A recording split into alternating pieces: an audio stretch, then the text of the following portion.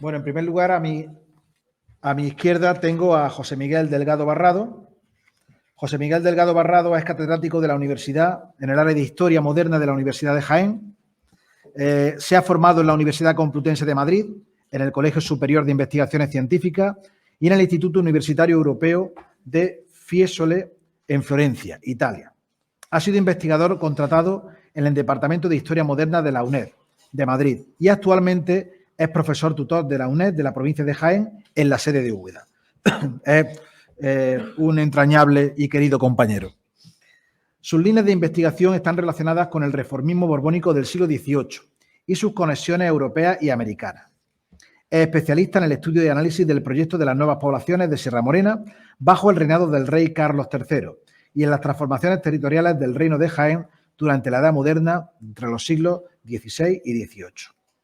Ha sido investigador y es investigador principal en varios proyectos de investigación dentro de los planes nacionales, autonómicos y provinciales de I+D+I. Y es autor y coordinador de unos 17 libros, 16 artículos en revistas de impacto, 57 capítulos de libros, así como director y coordinador de numerosos congresos nacionales e internacionales, seminarios y mesas redondas, y conferencias en universidades europeas. Francia, Italia, Portugal, Alemania son algunos de los lugares en donde ha estado. También norteamericana, California, Texas, Pensilvania, Iowa e iberoamericana. Argentina, México, Colombia, Ecuador, Uruguay, en fin, tiene un extensísimo currículum y evidentemente, bueno, pues más que suficiente su categoría para hablarnos hoy de Linares y de la minería. Y luego tenemos a Juan Manuel Castillo Martínez, que también acompañará en la mesa. Juan Manuel Castillo Martínez es personal docente e investigador en fase predoctoral de la Universidad de Jaén dentro del área de Historia Moderna y doctorando en el programa de Patrimonio bajo la dirección del catedrático José Miguel Delgado Barrado de la Universidad de Jaén y de la investigadora Ana Crespo Solana del Instituto de Historia del CSIC. Además, es profesor tutor del grado de Historia del Arte de la UNED en la sede de Martos del Centro Asociado de la UNED Jaén Úbeda.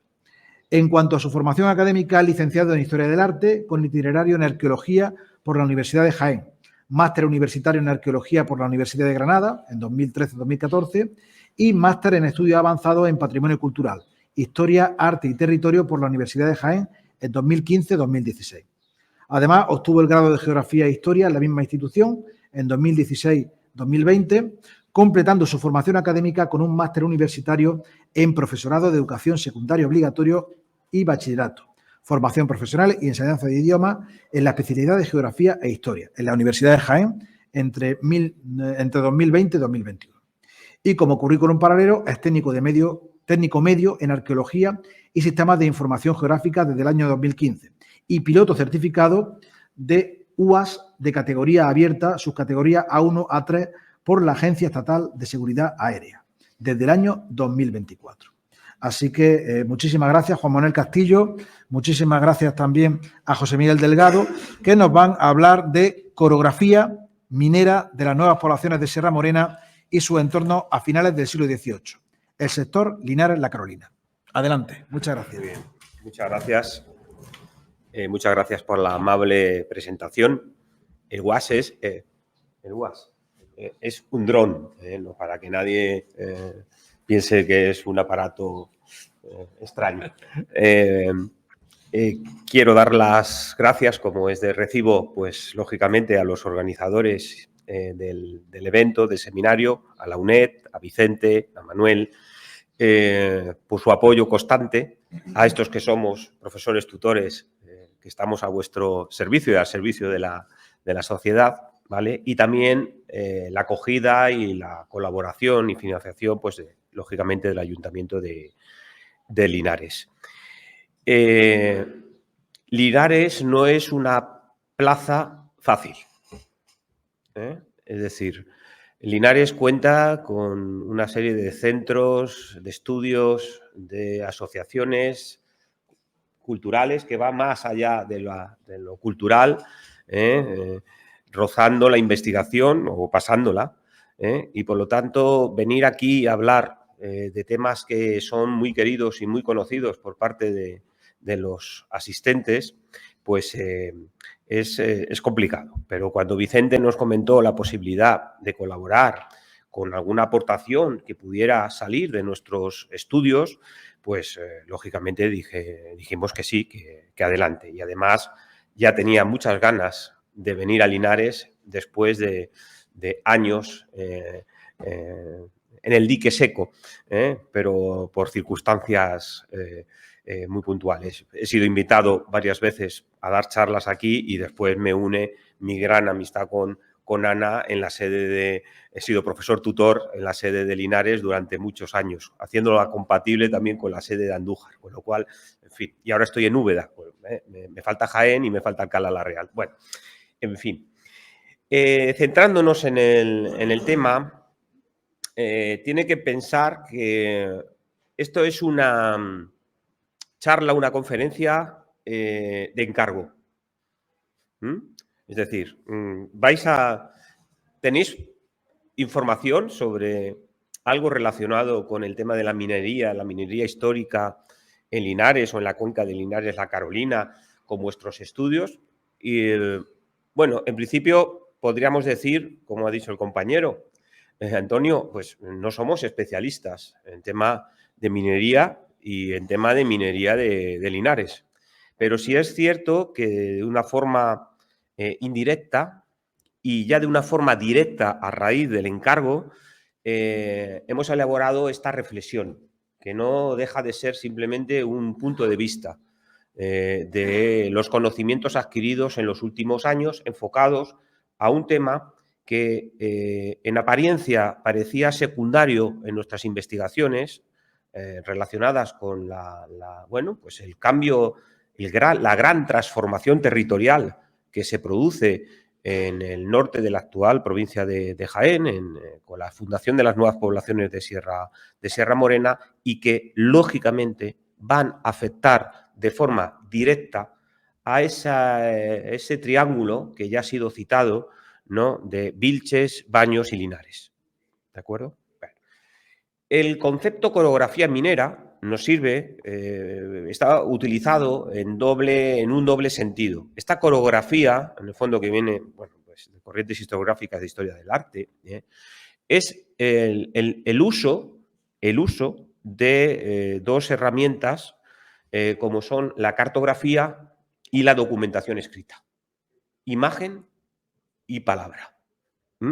Lo que pasa es que nosotros hemos añadido esa imagen, es una cartografía antigua, una cartografía histórica, y esa palabra son textos impresos y manuscritos. Entonces, mezclar las dos, para que el texto no vaya sin una imagen visual, pero no como acompañamiento, sino como elemento protagonista de la metodología, lo mismo que las fuentes manuscritas impresas.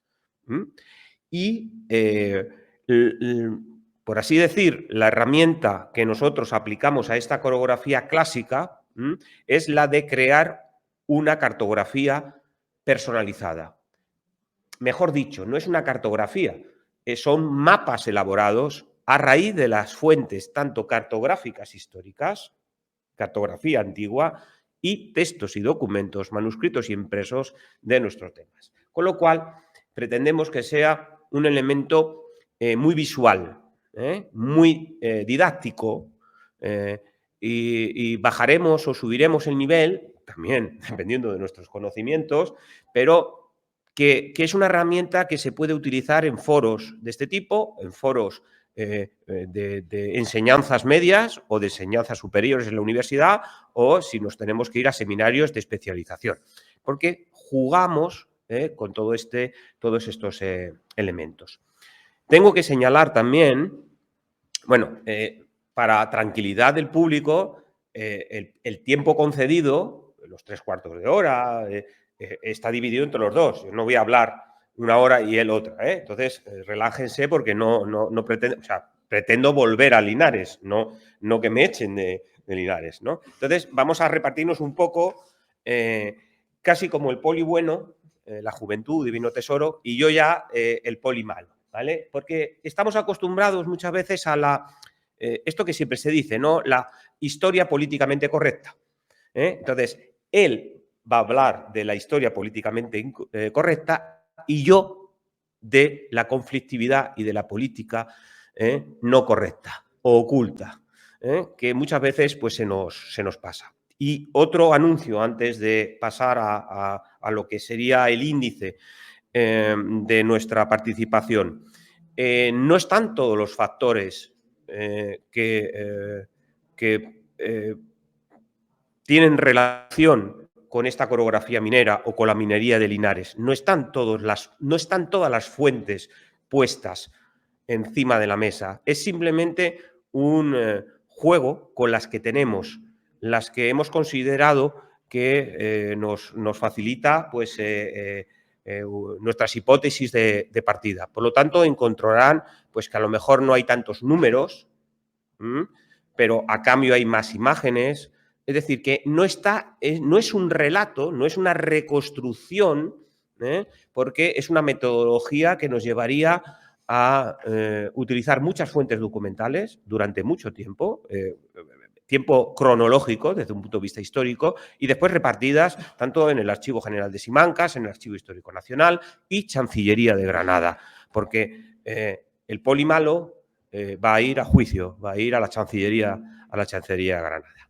Con esto, pues yo he hecho esta introducción de lo que van ustedes a encontrar en los siguientes minutos y dejaré la palabra a mi compañero para que haga ese inicial desembarco en el tema objeto de estudio y yo después, dependiendo cómo se porte con el tiempo, pues voy estirando o encogiendo ese discurso, porque yo puedo resumir mi parte en 5 minutos. Me sobra para decirles cuál es el impacto final que queremos transmitir en esta conferencia, ¿vale? Entonces, pues ya voy a ceder la palabra a Juan Manuel Castillo y los micros. Bien, ¿se me escucha? Vale, perfecto. Bueno, pues en primer lugar, por supuesto, me uno al agradecimiento que ya ha dicho mi compañero y director de tesis, José Miguel, a la invitación y por supuesto estoy encantado de participar por primera vez aquí en esta dura plaza que ya me adelantan que es Linares, y estoy encantado de participar en este foro. Bien, como ya veníamos advirtiendo, desde el punto de vista temático, más puramente disciplinar, esta no es mi especialidad de trabajo. Mi especialidad de trabajo en el ámbito de mi tesis doctoral viene a ser el olivar histórico en el ámbito de las nuevas poblaciones de Sierra Morena. Lo único que podemos coincidir en este respecto podrían ser 3 elementos: el ámbito cronológico, el ámbito espacial y el ámbito de las fuentes documentales. Porque cuando yo observo los datos que me arroja la historia agraria y en concreto la historia del cultivo del olivar, de manera indirecta puedo fijarme en este tipo de datos que puedo observar que tiene a propósito la minería de esta zona, de la zona de objeto de estudio que estamos comentando. Entonces, en primer lugar, consideramos oportuno hablar de las fuentes de información, de la tipología de fuentes de información y la metodología de análisis de las mismas, ¿de acuerdo? Desde el punto de vista de esta fuente de información tenemos, por un lado, como ya hemos adelantado, obras impresas, que podrían ser descripciones geográficas, diarios de viajes, que están tanto en el Archivo Histórico Nacional, en el Archivo de Simancas, en Chancillería de Granada, pero que también tenemos digitalizadas y todos y todas tenemos acceso de manera online a ellas, que están fundamentalmente en la biblioteca hispánica, en la biblioteca digital hispánica, de la Biblioteca Nacional de España, ¿de acuerdo? Por otro lado, otro tipo de fuente de información son los memoriales. Estos memoriales, que normalmente suelen ser de carácter monográfico, un personaje en cuestión redacta una serie de, un informe en el que trata distintos temas. En mi caso, a mí me interesarían los que tienen que ver con la cultura o la historia agraria, pero por otro lado también tenemos información de tipo geológico, de tipo geográfico y, por supuesto, de tipo mineralógico, que es lo que a nosotros nos está interesando en este caso, ¿de acuerdo? Por otro lado, otra fuente de información fundamental que utilizamos todos los que trabajamos el siglo XVIII son los catastros históricos. Bien conocidos son los que tenemos para el siglo XX, para el siglo XIX, pero en el siglo XVIII, a mediados del siglo XVIII, tenemos una fuente catastral de primer orden que a continuación, más adelante, pasaremos a comentar. Y, por otro lado, nuestra fuente de información principal, que es con la que trabajamos prácticamente a diario, que es la cartografía histórica, que a continuación pasaré a ilustrarle un poco cómo la observamos, cómo la interpretamos y cómo la digitalizamos en este caso, ¿de acuerdo? Por otro lado, si hemos estado hablando en una primera instancia de la fuente de información, a continuación voy a pasar a decirles cómo trabajamos nosotros esta fuente de información, es decir, la metodología de estudio, la metodología de análisis. Porque si todo historiador está familiarizado con una lectura crítica y comparada de la fuente de información primaria a la hora de hacer una elaboración de un documento, de un proyecto o de un trabajo de corte histórico, por otro lado, nosotros aplicamos una metodología de carácter innovativo para la interpretación de estas fuentes de tipo geográfico, tipo cartográfico, ya sean fuentes de información, como les muestro en la imagen, de cartografía histórica no seriada, es decir, de carácter singular, o cartografía histórica seriada. Esta cartografía histórica seriada fundamentalmente viene de la institución del Instituto Geográfico Nacional, donde nos aporta una serie de mapas en serie, como les digo, que pueden ver aquí desde la parte superior izquierda de la pantalla, en la primera edición del Mapa Topográfico Nacional a escala 1/50.000, que luego tiene su proyección en una escala más de detalle, que es la de 1/25.000, para pasar al Mapa Topográfico Nacional actual, que es el que se utiliza a día de hoy, que es el que está en la parte superior derecha. La tenemos a diferentes escalas, en nuestro caso la que nos interesa es la que tiene más detalle, la de 1/25.000, ¿de acuerdo? Y luego, por supuesto, dentro de esta cartografía seriada, nos interesan las fotografías aéreas o la ortofotografía, es decir, las fotografías que están georreferenciadas y el error de la lente, digamos, de la cámara, está rectificada, ¿de acuerdo? Para que tengamos una imagen plana. Por un lado, les muestro como ejemplo en la parte izquierda inferior de la pantalla las fotos del llamado vuelo americano del año 1956-1957. Luego tenemos otra serie de vuelos que son los años 70, el interministerial, etcétera, etcétera, hasta llegar al que llaman en el Instituto Geográfico Nacional, dentro del PNOA, del Plan Nacional de Ortofotografía Aérea, las fotografías aéreas de máxima actualidad. Estos serían, digamos, nuestra fuente de información seriada, nuestra fuente de información de referencia a la hora de ubicar todo este estudio de carácter geohistórico sobre la minería de la zona Linares, La Carolina, ¿de acuerdo? Como ya les adelantaba anteriormente, una metodología de carácter más clásico se combina con una metodología de carácter más innovativo, desde el punto de vista de los sistemas de información geográfica, que mi compañero Antonio Ortiz ya nos ha ilustrado en la conferencia previa de la primera hora, donde él ha utilizado muy acertadamente este tipo de tecnología. Aquí les marco un esquema que ya es bastante habitual en casi todas las conferencias que yo imparto sobre este tipo de metodología innovativa, para explicarles lo que es un SIG. Un SIG es un acrónimo de Sistema de Información Geográfica, ¿de acuerdo? También lo podrán encontrar en el ámbito anglosajón como GIS, Geographic Information System, ¿de acuerdo? No deja de ser un software donde se alberga, donde tiene la capacidad de albergarse una base de datos, pero que estos datos además tienen una representación espacial y además una referencia geográfica, ¿de acuerdo? Entonces, digamos que esta conjunción desde el punto de vista del software, aúna un hardware, por un lado, unos datos, por otro, un recurso humano, que somos nosotros en este caso, que lo hacemos funcionar y lo alimentamos con datos, que nos da lugar a procesos y que, gracias a ese sistema de información geográfica, podemos tener todo este tipo de resultados. Representación de elementos antrópicos, en este caso, nuestro objeto de estudio, que son las minas. Elementos antrópicos, como digo, en forma de puntos, de líneas, de polígonos. Tenemos la capacidad de hacer cálculos de longitudes, de superficies, desde el punto de vista de nuestra cartografía. El análisis geográfico espacial, tan importante a la hora de representar estos datos. Y, por supuesto, una vez que tenemos todos estos datos representados sobre una base de fondo, lo fundamental, que es la elaboración del mapa temático, en este caso. ¿Cómo nos nutrimos nosotros de información base? Pues como les muestro en esta diapositiva, pues nos nutrimos de diferentes instituciones públicas, tanto a nivel del Estado, tanto a nivel nacional, como a nivel autonómico de la Junta de Andalucía. Fundamentalmente el REDIAN, el DERA y para el caso del Estado, pues estamos hablando del Instituto Geográfico Nacional, del Centro de Descargas de Información Geográfica. Un poco por ir entrando en materia, dentro de lo que son estos mapas temáticos que hemos ido desarrollando para ir haciendo una creación de lo general, de una información de lo general a lo particular de nuestro caso de estudio, lo primero, en primer lugar, lo que nos planteamos es esta ubicación del distrito, del llamado distrito minero Linares-La Carolina. Para los que no sean de este ámbito geográfico, más o menos se ubiquen, estamos hablando del norte, de la actual provincia de Jaén, ¿de acuerdo? Dentro de lo que sería este ámbito central de la Sierra Morena Oriental, ¿de acuerdo?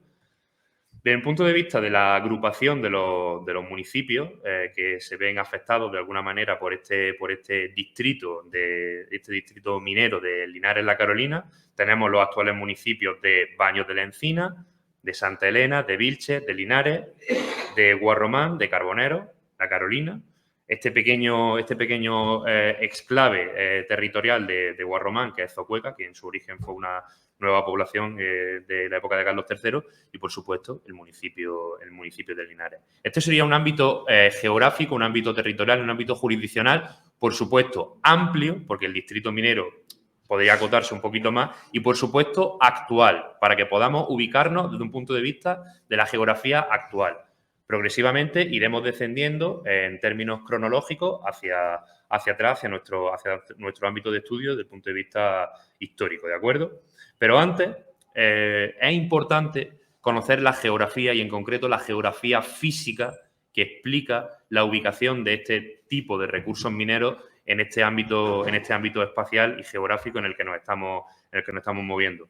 Gracias a los datos espaciales de referencia de Andalucía, el mencionado DERA, que le he mencionado anteriormente, construimos este mapa temático donde nuestro distrito, en base a los términos municipales anteriormente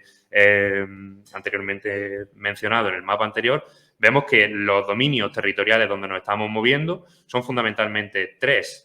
Un dominio territorial central, que sería las llamadas campiñas altas, una pequeña parte de la Vega del Guadalquivir que realmente no se termina de ver afectada por este tipo de recursos y por este tipo de explotaciones mineras, y fundamentalmente este sector norte, que está representado con ese color azul, que es el sector de la Sierra Morena, que sería en este caso el más amplio y el más citado a lo largo de la mañana. Desde un punto de vista de las unidades morfoestructurales, que también las obtenemos gracias al DERA, de la Junta de Andalucía, dentro de estas unidades morfoestructurales nos estamos moviendo fundamentalmente en dos grandes unidades geográficas. Por un lado, las que están ubicadas en el sector sur, que serían las del neogeno o cuaternario, es decir, materiales mucho más jóvenes, y las que representan el llamado macizo esférico, que serían, digamos, las montañas más viejas, de formación de la llamada era primaria, ¿de acuerdo? Dentro de lo que serían estas unidades morfoestructurales, como pueden apreciar, esas unidades morfoestructurales están muy bien representadas y muy bien compuestas por, un lado, los materiales desde un punto de vista cronológico más blandos, como podrían ser la arcilla, la almagra y demás, que son las que estarían situadas en el sector más sur, y por otro lado, pues las pizarras, esquistos, etcétera, etcétera, que son las que están ubicadas en el sector norte, en el sector del llamado macizo esférico. Si ustedes están familiarizados con este tipo de paisaje y de geografía, pues tendrán aproximadamente una imagen mental de lo que me estoy refiriendo.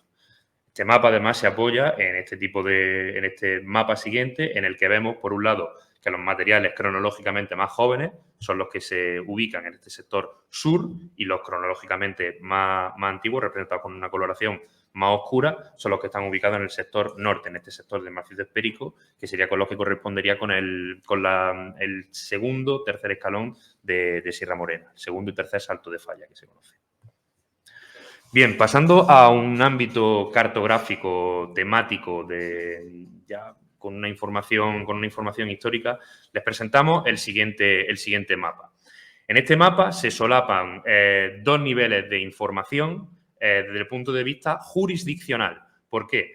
Porque, como bien saben, a partir del año 1767 se promulga el llamado fuero de población de las nuevas poblaciones de Sierra Morena, cuando se crea la superintendencia de las nuevas poblaciones, que en este caso se estarían representando, como les marco con el puntero, con esa línea negra, ¿de acuerdo? Entonces, en este caso estaríamos hablando de las feligresías de la nueva población del Rumblar, de Guarromán, de Carbonero, de la Carolina, como capital de esta intendencia de Sierra Morena, Navas de Tolosa, Miranda del Rey, que sería otra feligresía aparte en estas fechas de inicio, Santa Elena, Aldea Quemada, Montizón y Arquillo. Esto por un lado, pero tenemos un nivel de información por debajo de estas jurisdicciones, que actualmente vienen a coincidir con los actuales términos municipales, y son las jurisdicciones previas o pretéritas a la fundación de las nuevas poblaciones, que se representan con estos colores más pastel. Pues tenemos en este caso, con este verde, la antigua jurisdicción de Baños de la Encina, para que más o menos se hagan una idea cuánto territorio se está desgajando de cada una de estas jurisdicciones previas. En un color, pues bueno, más azulado tendríamos lo que se conoció como la dehesa de Martín Malo, perteneciente a la jurisdicción de Baeza. La jurisdicción la antigua jurisdicción de Linares, ¿de acuerdo? Con este color pastel rosado. La de Vilches, con este color amarillo. Y la de Santiesteban, la del Ducado de Santiesteban, que en este caso se representa con este color morado. Estas jurisdicciones se reconstruyen en base al llamado catastro del Marqués de la Ensenada y, en concreto, la de Linares se construye a través de la interpretación del sistema de amojonamiento de la villa de Linares previa a la fundación de las nuevas poblaciones. Y bueno, y aquí en este color rojizo, pues lo estoy marcando para que se hagan una idea de toda esta superficie territorial que sería la jurisdicción, el orden jurisdiccional de Sierra Morena Oriental, qué espacio estaría ocupando este llamado distrito Linares-La Carolina. ¿De acuerdo? Pasando a un nivel ya de información desde el punto de vista más cartográfico, histórico, lo primero que nos planteamos es, en este tipo de documentación gráfica y más allá cartográfica, qué tipo de información o qué nivel de información o qué nivel de detalle tenemos sobre la minería en este sector. Ya le adelanto que el nivel de información es muy, muy, muy poco. Es decir, por algún motivo no se representa las minas. No se tiene un concepto de representar la minería. En este caso, en un mapa que excede por el límite inferior nuestro ámbito cronológico de estudio, que era el siglo XVIII, tenemos este mapa de Gregorio Fosman, de la descripción del obispado de Jaén, fechado a mediados del siglo XVII, donde la única mención que se hace a la minería o a una explotación minera es a la mina de los Palazuelos, cerca de Linares. Pero es la única representación minera que tenemos para mediados del siglo XVII, a pesar de que sabemos que tenía que haber explotaciones mineras sí o sí. Si vamos a un nivel cronológico un poco más avanzado, siguiendo un poco la estela de las representaciones mineras, vamos más allá y vamos a un mapa de referencia del Reino de Jaén, como es el de Tomás López, denominado Mapa Geográfico del Reino de Jaén, dividido en partidos de Jaén, Baeza, Úbeda, Andújar, Martos y las poblaciones, etcétera, etcétera, ¿no? Fecha en 1787 y que además se utiliza y amortiza en distintas obras posteriores de este geógrafo cuando hace los compendios de geografía del Reino de España, incluso para el siglo XIX. Y nuevamente nos encontramos la misma problemática. La representación, o el reflejo o la impronta que deja las explotaciones mineras es mínima, volviendo a aludirse a esta mina de los Palazuelos, pero poco más a la hora de interpretarse esta cartografía. Y le insisto que este mapa cuenta con un importante nivel de detalle desde el punto de vista de las poblaciones, de las jurisdicciones, de las vías de comunicación, etcétera, etcétera.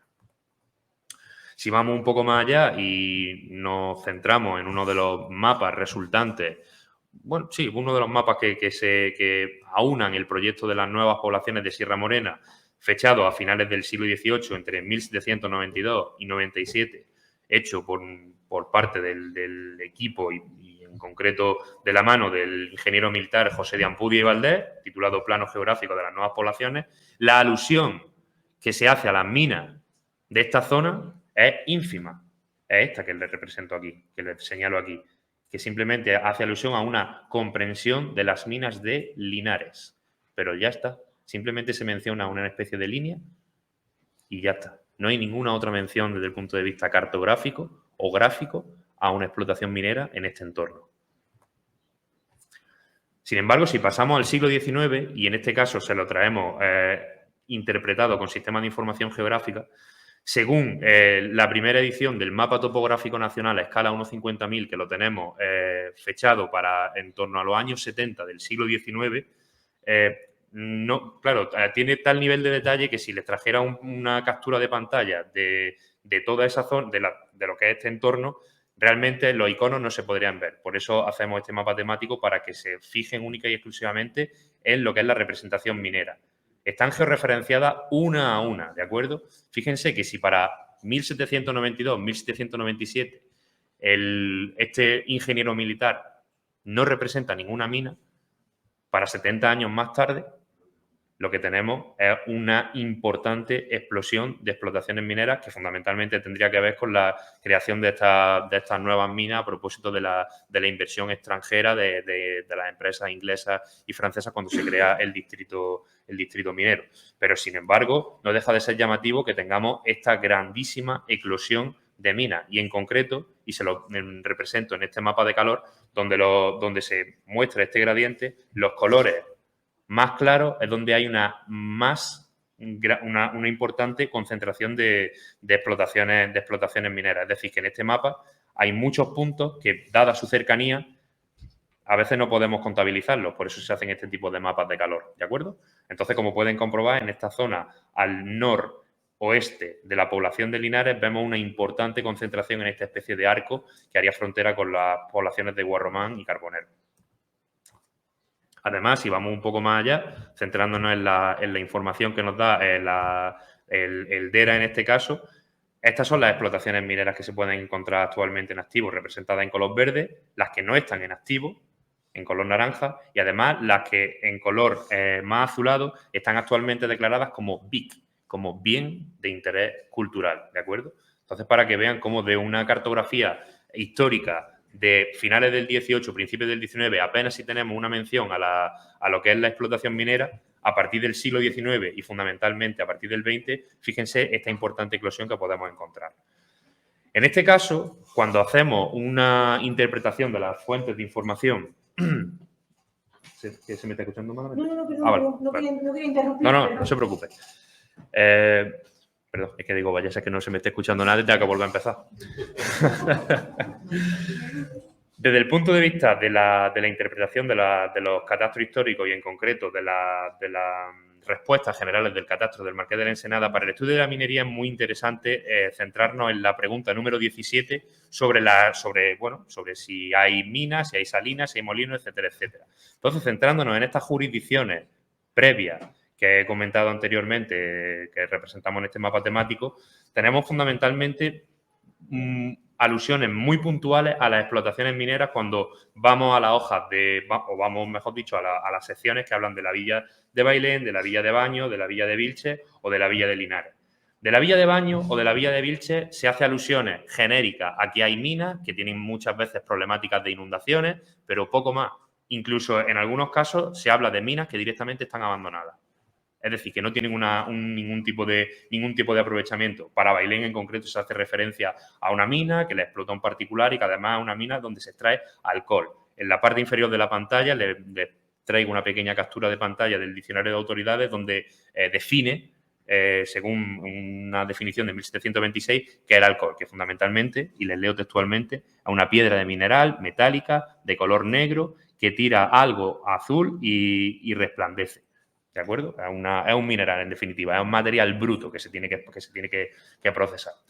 Más interesante, y centrándonos un poco en nuestro ámbito de estudio, cuando hablamos de la villa de Linares y leo textualmente, se habla de unas 30 minas en explotación de titularidad privada, donde se extrae mineral de alcohol, metales plomizos y algunos de cobre. ¿De acuerdo? Y en concreto, de las que más información o donde más se para a definirlas, en un momento dado, son para las minas de Cañada Incosa, que se dice en ese momento que se ha descubierto ese año y que además parece ser, según el catastro, que se agota ese mismo año. Y luego, por otro lado, la mina de Arrayanes, que al ser de titularidad de la Hacienda Real, especifica que no se pueden dar datos. Eso se dice según las respuestas generales del catastro, ¿de acuerdo? En este caso, pues bueno, les muestro aquí en este mapa temático dónde estarían ubicadas con respecto a la actual población de Linares. Más escuetas, si cabe, son las informaciones que nos podemos encontrar en algunas descripciones geohistóricas impresas que les decía al principio de mi parte, que podíamos encontrar en la biblioteca virtual hispánica. Por ejemplo, les traigo aquí un ejemplo de la obra de Pedro Murillo, de la geografía histórica, donde dice textualmente sobre Linares, que está a la falda de Sierra Morena, que casi al occidente de Baeza y al oriente de Andújar, etcétera, etcétera, y simplemente habla sobre el plomo, sobre los hornos, pero no hace ninguna alusión más allá de esta breve descripción sobre las minerías. Es decir, no hace alusión de cuánto producen, de cuánta hay, de cuál es su titularidad, etcétera, etcétera. Algo más en profundidad nos habla esta obra del Atlante español de Bernardo Espinal de 1778, donde ahora sí hace referencia a algunas minas un poco más, o sea, una descripción un poquito más pormenorizada. Cuando hablamos de la mina, habla de la mina de Arrayanes, habla de la mina del Alamillo, habla de la mina de la Cruz, de Pino, de Cañada Incosa, que si recuerdan decía el catastro que ya se había agotado, o de la de los Palazuelos. En este caso, para que vean la dimensión territorial de esta descripción que hace Bernardo Espinal en 1778, sería hasta estos niveles ya. En cierto sentido, va un poquito más allá, pero realmente no deja de ser una descripción muy escueta de esta información que podemos encontrarnos. Y ahora sí, paso la palabra al profesor José Miguel. Bueno, esta historia puede seguir con los elementos de descripción, aparte de las geografías, pues literarias, de narrativas, de estudios específicos medioambientales que se hacen a partir de la fundación de las nuevas poblaciones de 1767, como por ejemplo, ahí aparecen algunos de estos elementos, pero yo como compañero díscolo, ¿vale? Me voy a saltar esto, que realmente venía con unas parrafadas de descripciones, pero como ha dicho el compañero, este material lo tienen ustedes a disposición tanto en la biblioteca virtual de la hispánica, ¿no? De la Biblioteca Nacional de España, pero también lo tienen en algunos casos en Google Book, que se pueden descargar, ¿vale? El único problema que tiene Google Book es que si viene con imágenes, están plegadas y entonces no se ven. Pero todos estos elementos los pueden ustedes, copiando simplemente el nombre, de referencias que se hacen de forma específica ya al caso de Linares y al caso de las minas de Linares. Bueno, tengo que precisar que hay una gran variedad, como el profesor ha señalado antes, pues de pozo, de mina, porque hay algunas descripciones donde te dice que en el entorno de Linares había más de 10.000 pozos abiertos. 10.000 pozos abiertos. Con lo cual, esto nos hace llamar la atención, pues que la documentación cartográfica, por un lado, llega hasta donde llega, por una serie de intereses. En cambio, otras descripciones, pues, son pues, llamativas por el número elevado, por ejemplo, pues de detalle de descripción, ¿no? Muchas de estas obras, lo que pasa es que están mal estudiadas, ¿vale?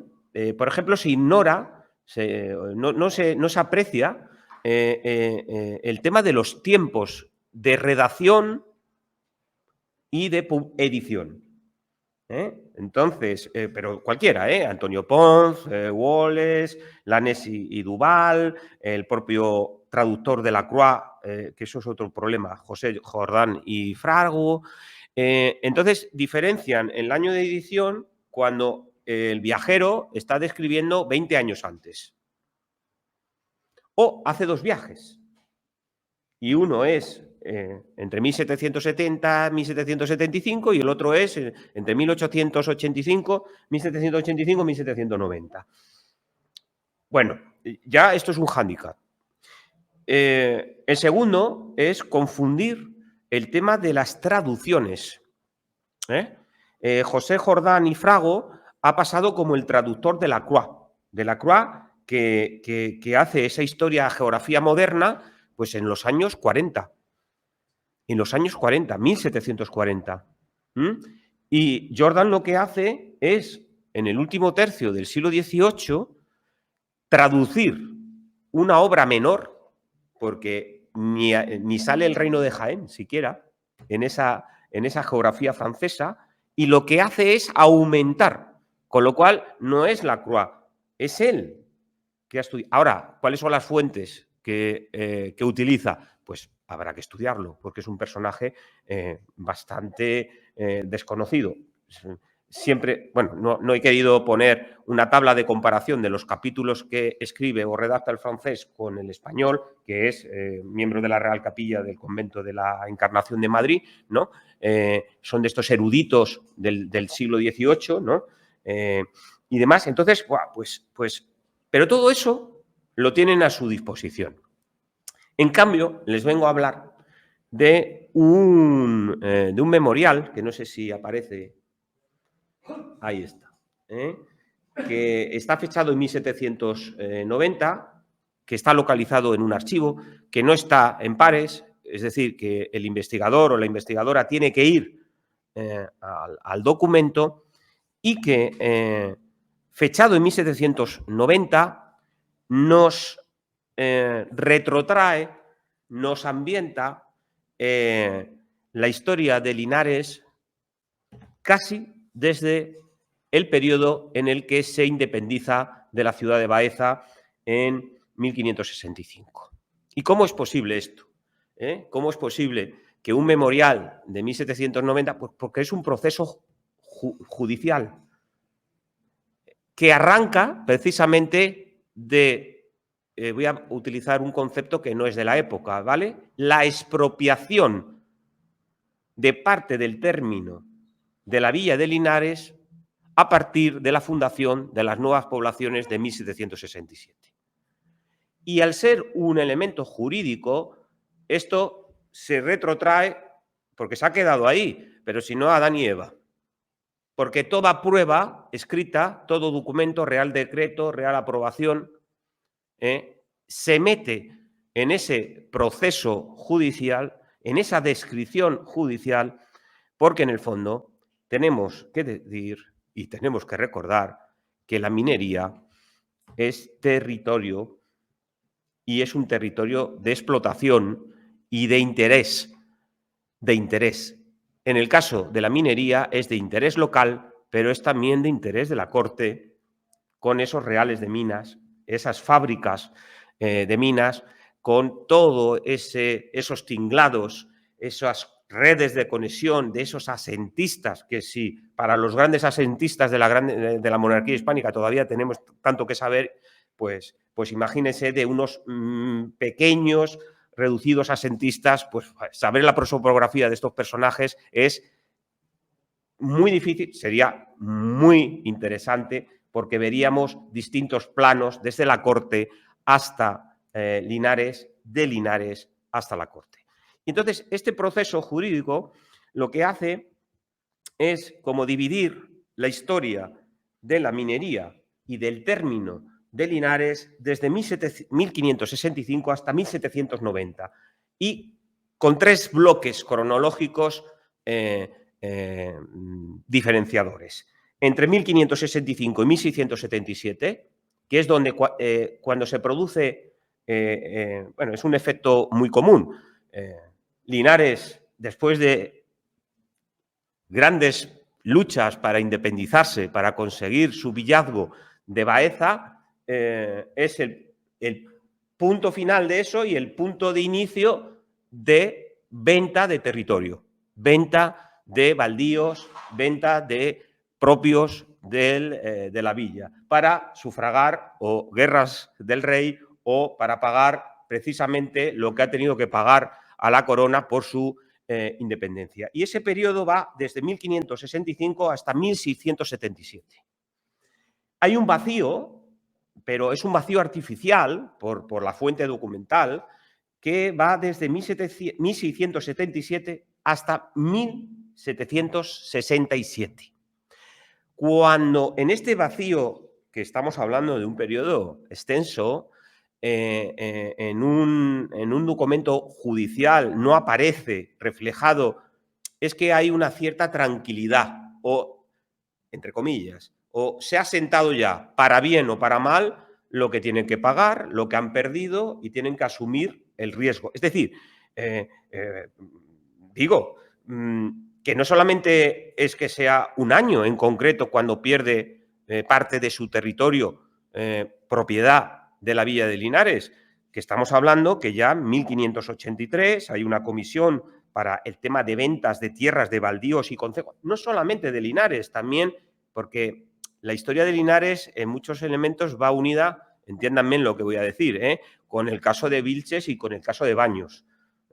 Muchas veces lo que le está ocurriendo a Linares le va a ocurrir también a Vilches y a Baños, ¿no? Pero hablo de 1584, tengo las fechas, 18 de julio, y quiénes son los que... Esto es importante, saber si es una real orden, una real provisión, si es una solicitud por parte del ayuntamiento, si hacia dónde va dirigida, pero no me entretengo en todas estas cuestiones. Sí es verdad que lo que hace 1584, 1600, 1645, están dando mordiscos a las propiedades, por así decir, de la Villa de Linares. Es decir, que ya Linares es sufridora y además se cuentan 452 fanegas de tierra, que esto corresponde a 3.616 reales. Esto es fundamental saber, porque lo que están pidiendo es que o protejan o reclamen, es como si ahora hacemos un escrito de reclamación. Tenemos que decir lo que queremos reclamar, porque si no el juez dice, bueno, pero ¿qué? ¿Usted qué está pidiendo? No, ellos son conscientes de esto. Y entonces dicen, no, mire, es que estos dos propietarios han llevado tales, vamos a hablar coloquialmente, parcelas, tales fincas, por un valor de 50.000 maravedíes. Entonces, no es... ¿Y de dónde? De las dehesas de las Navas y de berrocales, ¿no? O sea, de espacios concretos, porque están muy bien definidos. Bueno, pues esto es una minucia en comparación con lo que pasa a partir de 1767.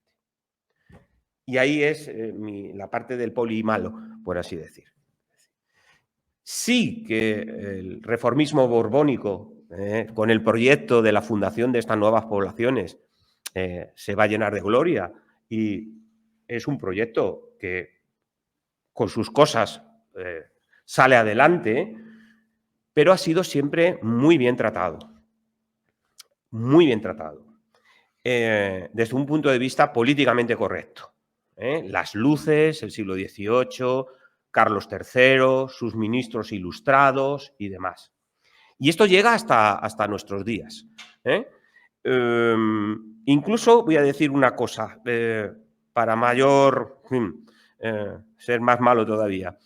Quienes han estudiado incluso el tema de la conflictividad que se genera a raíz de 1767, las nuevas poblaciones es crear una nueva provincia. Es crear una nueva, se llama superintendencia. Es crear una nueva superintendencia hasta tal periodo y después una intendencia. Es decir, que tiene un régimen jurídico al parte del Reino de Jaén. Es decir, el Reino de Jaén se divide en este periodo en la intendencia de Jaén y la superintendencia o intendencia de Sierra Morena y Andalucía. Bueno, pues en últimos estudios, estoy últimamente dando mucha publicidad al profesor Riis de la Universidad de la Luisiana en Estados Unidos, que ha hecho el gran volumen sobre... Pues habla que los procesos de pleitos están más arraigados en la zona de Andalucía. de estas nuevas poblaciones de Andalucía, es decir, los reinos de Córdoba y de Sevilla. En cambio, Jaén es como más, es menor el impacto de estas expropiaciones, porque en el fondo lo que se hacen es expropiar territorios. Bueno, pues el daño que hace la corona a estos territorios es mayor que todo la esquilmación a lo largo de la historia. Para el caso de la villa de Linares, que nace como villa independiente en 1565, pero no tengo nada que decir, Baños, que tiene un fuero, un privilegio especial y específico desde el periodo medieval, se le renueva el fuero privativo, que se llama de Baños, en 1761, y en 1767 eso se lo pasa a Carlos III por donde quiera, porque también le quita territorio. Es decir, que no estamos solos en este, pero que el impacto, si bien fue positivo para algunos territorios, fue negativo, y fue negativo para el caso de Linares. Y el periodo de 1767, les he hablado, 1565-1677, un periodo de vacío hasta 1767 y después ya la auténtica locura hasta 1790, porque me he quedado ahí, 1790, que es una continua indefensión por parte de Linares de no solo recuperar su territorio perdido, sino de recibir una compensación, como estaba establecido en el Fuero de Nuevas Poblaciones del 5 de julio de 1767, que se preveía ya por parte de las autoridades, por parte de los que habían redactado el escrito. Estamos hablando de Múzquiz, estamos hablando de Olavide, estamos hablando de Campomanes, no son personajes menores, ¿no? Se había previsto ya la posibilidad de todos estos hándicap que iban a tener, ¿no? Entonces, claro, todo esto va a afectar al territorio de Linares. Nosotros hasta ahora habíamos estudiado, y este es el giro a raíz de la invitación de Vicente, pues como ha comentado nuestro compañero, en el tema de los cultivos. Es decir, Linares se siente dolida porque le han quitado cultivo, tierra de cultivo, pues que lo normal es que el cultivo más dañoso es el más rico, ¿no? Pues que hayan sido olivos, o vides, plantas. No, minas. Territorio de minas. Y ojo, y no me quiero extender, bueno. Se despojó a la villa de Linares, estoy citando, de mucha parte de su término con la venta llamada de las Cruces, tierras de labor continuas, la dehesa de las Navas, el cuarto de la Tapiadilla y otros pedazos en la del Coto Cerrado. Esto de pequeñas se quedaban un poco cortas, porque en el fondo era todo mucho más extenso. Y ya no entraba solamente el tema de los cultivos y de las tierras, sino el tema de las minas. Enseguida se hace una comisión integrada por agrimensores, es decir, hay que ver cuál es la mordida y la calidad de la misma, que vienen representantes de la corte, lógicamente, de la intendencia de Linares, y está incluso el gran ingeniero militar José Branly, ¿vale? Es decir, es junto con Lemur, con Ampudia y Valdés, de estos ingenieros que vienen franceses, que vienen acompañando a Olavide y demás, ¿no? Entonces, o sea, se hace un estudio realmente.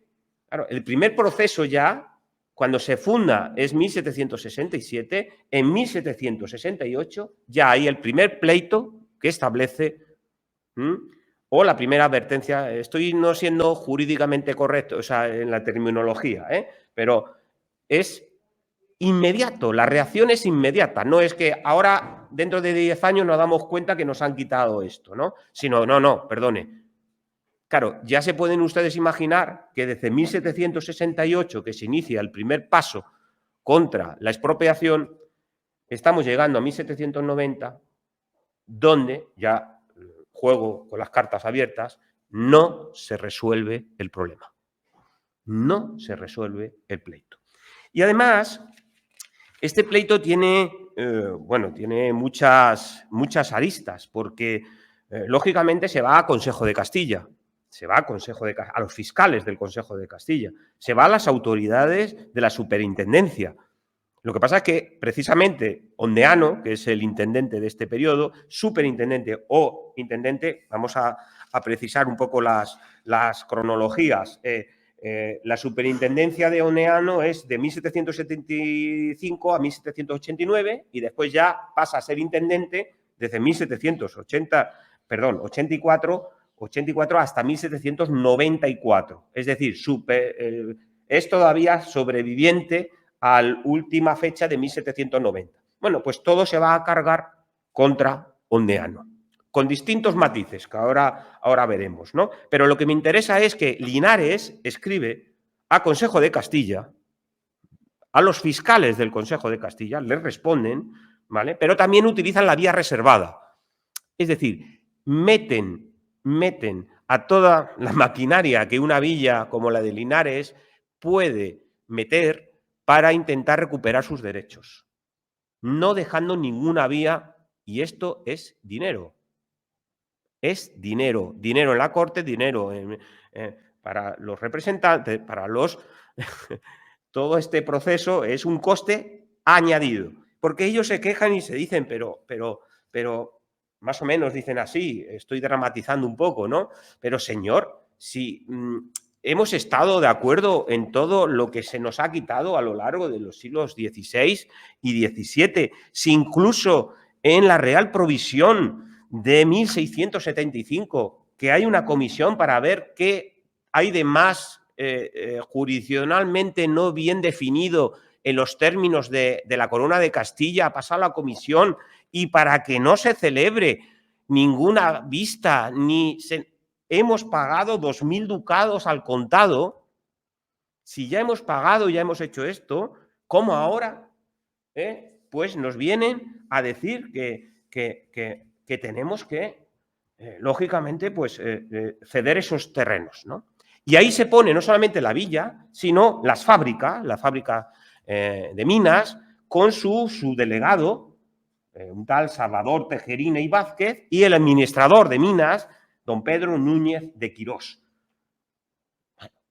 ¿Por qué? Porque además es que hay un proceso no solamente jurisdiccional, sino también hay un proceso criminal, porque como se encuentran, y ahora doy la clave, una de las claves de estas interpretaciones, se encuentra a un empleado cortando madera, cortando árboles para suministrar a la mina, de terreno que ya no es privativo de la villa de Linares, sino de las nuevas poblaciones, se le encarcela y se le castiga. Dice, bueno, vamos a ver. Es que con lo que ustedes nos han dejado, porque la corona lo que dice es que, bueno, que con lo que quede, pues una milla a la redonda, pues que lo aproveche. Y entonces dice la villa de Linares, es que con una legua alrededor de las fábricas no tenemos suficiente madera, árboles, para suministrar a las minas. La barda, la leña, para el carbón. Es decir, que es un círculo viciado. No es que les quite un terreno que está cultivado. También dicen, oiga, que las bellotas para el ganado, aquí tenemos tantas miles de cabezas de ganado. La bellota para los cerdos, esto también es un dinero y no lo podemos... o sea, aparecen todos los datos, pero la minería, la madera para esas fundiciones que hemos visto, aunque sea de una, en fin, de su punto de fusión sea bajo, necesita un material, lógicamente. Ahí es donde les había dado este Real Decreto de 1767 en la Diana, justamente porque no solamente le quitaba un terreno que sea de cultivo, sino que era de arbolado, y para la utilización de todos esos elementos. Y dice, además, dice que ahora, ahí donde nosotros teníamos nuestros espacios, está la Peñuela, la futura Carolina, está Carboneros, está Guarromán. Es decir, que no es un territorio menor, que nos han quitado buena parte del norte del término jurisdiccional de la villa de Linares. Bueno, con todo esto hay distintas estrategias y una de ellas es una primera fase más conservadora, donde se dice solamente que Ondeano no está haciendo caso. Ondeano, señor, el superintendente o el intendente Ondeano no está haciendo caso, no, lo que promulga el propio Consejo de Castilla y el propio fuero de las nuevas poblaciones no lo está cumpliendo, informan así de una manera, pero es cuando Ondeano es superintendente y vive en la zona. Pero cuando es nombrado intendente, porque cambia la jurisdicción, y ya Ondeano no está en la zona, sino que vive en la corte, vive en Madrid, las críticas son directas. Es decir, ya no es que no se haya enterado, sino que lo hace a propósito. Y es acusado. Y es denunciado. Es decir, el pleito lo que le faltaba de madera para las minas, lo meten en el pleito, porque ya hay en nada cumplido hasta ahora y no ha procurado ni siquiera la indemnización. Es decir, en el fuero se dice en un momento determinado que estas indemnizaciones tienen que ir rápidas, por lo menos la indemnización rápida. Y lógicamente aquí nadie se había movido. Con lo cual, pues siguen los pleitos. Pues imagínese, desde 1768, pues tenemos recursos jurídicos en el 68, en 1775, el 9 de noviembre, el 29 de noviembre, en 1777, todo esto es un galimatías jurídico. Tendrían que leer el proceso para que vean cómo va para atrás, va para adelante, porque claro, meten todos los antecedentes de hecho que ya han sido pues avalados por el Consejo de Castilla o bien por el propio rey. No se cumple. Entonces aquí está, entre comillas, nada se ha cumplido. Don Miguel de Ondeano nada ha cumplido. Por dilatar el negocio se halla el dicho expediente y demás diligencias del asiento en la Secretaría de la Superintendencia. Le decía, no, ahora no estoy, no puedo recabar esta... Entonces, y ya como reflexión final, ¿son minas de interés para la monarquía o no lo son? ¿La producción de esas minas en este periodo de nuestra historia eran ya tan vitales o llenaban un cupo para nuestros ejércitos o no? Porque, lógicamente, aquí el rey estaba enterado, aquí Hacienda estaba enterada, estaba el Consejo de Castilla, estaba la vía reservada, que era pues el ministro de turno, ¿de acuerdo? Estaba, y estamos hablando de un periodo de los años 60, de los años 70, de los años 80 y de los años 90. Es decir, estamos hablando de 40 años, ¿no? Por así decir, donde no se mueve nada, se expropia, se quita esa... Y claro, los colonos tenían la obligación de desbrozar, desmontar. Por lo tanto, la máquina, por otro lado, es decir, para que vean las distintas dimensiones desde la visión de la corte, de la alta burocracia y de lo que es el proyecto de las nuevas poblaciones que arrolla el nivel local y desestructura el territorio. Y solamente me quedo en esto. Si tengo que interpretar el resto del territorio,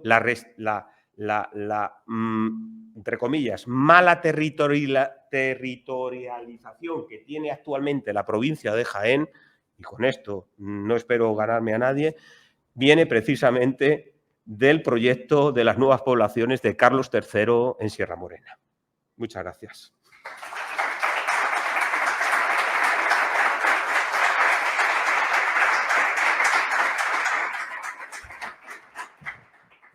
No sé cómo de tiempo. Vale. 2 minutos más. Pues puedo. No, ahora vamos a ver. Bueno, muchísimas gracias por vuestra magnífica intervención. Hemos hecho un recorrido, yo creo que realmente interesante, pues desde la época romana hasta el siglo XVII, hasta el siglo XVIII, pasando por el siglo XVII también. Y bueno, quiero felicitar a los últimos ponentes. La verdad que ha sido muy brillante la intervención. Yo añadiría también, ha dicho las nuevas poblaciones, con respecto a la provincia de Jaén y la provincia marítima de Segura. También tendría una parte de culpa en esa digregación que hay en Jaén.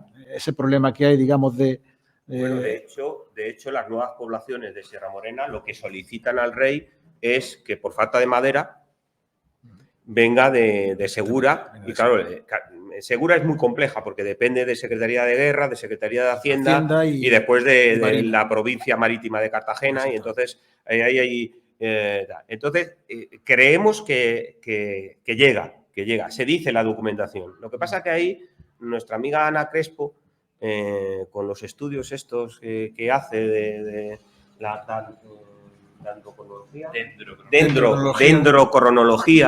dendrocronología, que es el estudio de los anillos y tal, sabe de dónde viene, de dónde procede, ¿no? De dónde procede. Porque muchos de ellos, ya sabes, pues estaban obligados a cumplir con las contratas de la Marina y con la fábrica de tabacos de Sevilla. ¿Vale? Es decir, esto es la ventaja que tiene alguien que viene de fuera. Vengo de fuera. Ve la riqueza de la historia del reino entonces de Jaén y de la provincia actual de Jaén. Por esta complejidad.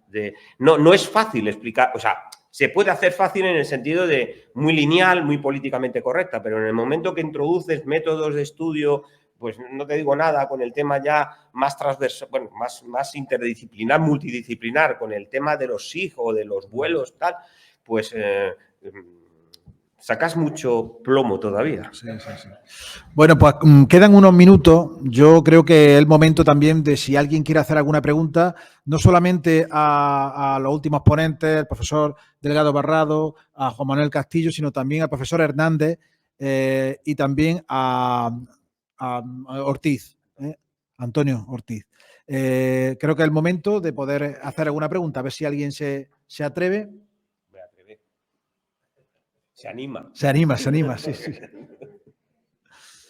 Si alguien amenaza. Claro, no, es que suena como un poco coercitivo, ¿no? Creo que es el momento, sobre todo por si alguno de los ponentes, sabemos que se tiene que ir por la tarde, a ver, por ahí. Aarón, si eres tan amable. Solamente una pequeña circunstancia que es posterior a su ponencia, pero no sé si en su momento se tuvo en cuenta. Javier de Burgos, en 1833, ¿le tomó este tema de alguna forma, sí o no? No se sabe. No le puedo dar unos datos concretos sobre este tema. Claro, que estamos hablando de que Javier de Burgos es el que hace la provincialización de España. Entonces nosotros en este caso nos quedamos con todo lo que tendría... Como siempre atiende a circunstancias peculiares muy históricas, y esto fue una controversia muy generalizada a nivel jurídico, mi pregunta y duda es si de alguna forma esa provincialización de al final, que es el actual, casi el 50%, él lo contempló, para de alguna forma dirimir esas circunstancias negativas que usted no debía decir. Pues para ese caso no le podemos responder, pero ya le digo que para el tema de los conflictos jurisdiccionales del Reino de Jaén, en fin, siempre es más fácil hablar que después demostrar, pero queda mucho por hacer, mucho. ¿Por qué? Porque se hace esa política correcta. Y entonces, ¿dónde hay más fuentes? Donde hay más fuentes y más facilidad de fuentes, pues es en Andalucía. En los otros reinos hay mejor cartografía, mejores fuentes documentales. No mejores, sino que están explotadas más. Entonces, para el caso del Reino de Jaén, para el caso de Sierra Morena, de la superintendencia y de la intendencia de Sierra Morena, con capital en la Carolina, pues los fondos están ahí esperando a que sean asaltados por parte de los investigadores y de las investigadoras. Es decir, porque no es el único caso.